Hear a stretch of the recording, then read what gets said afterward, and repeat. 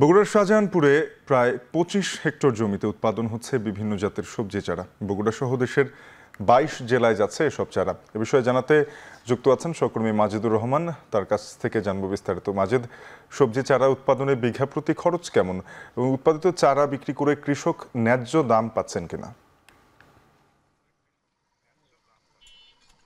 হ্যাঁ শাফিন, আপনাকে বলে রাখি যে বগুড়ার শাহজাহানপুরের শাহনগর গ্রামসহ আশেপাশের যে কয়েকটি গ্রাম রয়েছে সেই গ্রামগুলোতে কিন্তু এই শীতকালীন সবজির চারা উৎপাদনে একটি বড় ক্ষেত্র।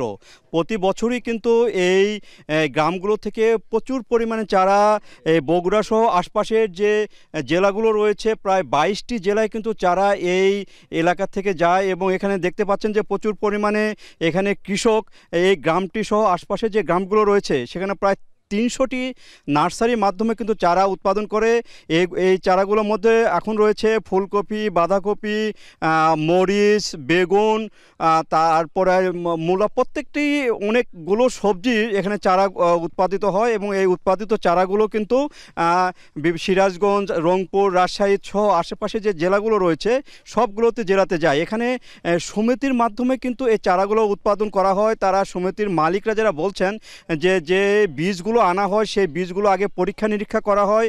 পরীক্ষা নিরীক্ষা করার পরে যদি উপযোগী হয় চারা গজানোর মতো, তখনই কিন্তু এই বীজগুলো অন্যান্য সমিতির সদস্যগুলোকে দেওয়া হয়, তখন তারা চারা উৎপাদন করে।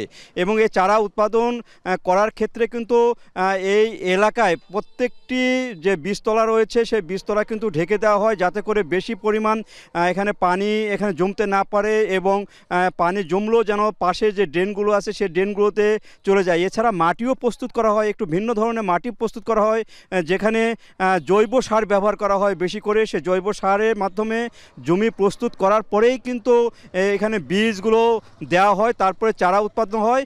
১ মাসের মধ্যে চারা উৎপাদন হলে সে চারাগুলো কিন্তু বিক্রি করা হয়। এখানে যে কৃষি বিভাগ বলছে যে এখানকার চারা প্রায় প্রতি বছরই প্রায় ৫০ থেকে ৬০ কোটি টাকা এই সিজনের চারাগুলো কিন্তু বিক্রি করা হয় বিভিন্ন স্থানে। এবং এখানে যে বিঘা প্রতি যে খরচের কথা বলেন শাফিন, সে বিঘা প্রতি খরচ প্রায় ১৫ থেকে ২০ হাজার টাকা পর্যন্ত বিঘা প্রতি খরচ হয় এবং এখানে রিটার্ন যেটা আসে কৃষকের ঘরে সেখানে প্রায় ১ লাখ ১.৫ লাখ টাকা পর্যন্ত এই চারা বিক্রি করা হয়। এবং এই চারা বিক্রিকে কেন্দ্র করেই কিন্তু এই এলাকায় যে শ্রমজীবী মানুষ রয়েছে সে শ্রমজীবী মানুষগুলো কিন্তু তারা কাজের সন্ধান পেয়েছে, কাজ করছে। প্রতিজন এখানে যে লেবারগুলো রয়েছে সেই লেবারগুলো ৫০০ থেকে ৮০০ টাকা পর্যন্ত তারা এখানে দিন হাজিরা তারা দিয়ে থাকেন এবং তারা কিন্তু এইভাবে তাদের সংসার চলে। আগে যারা কাজ পাতেন না তারা কিন্তু এই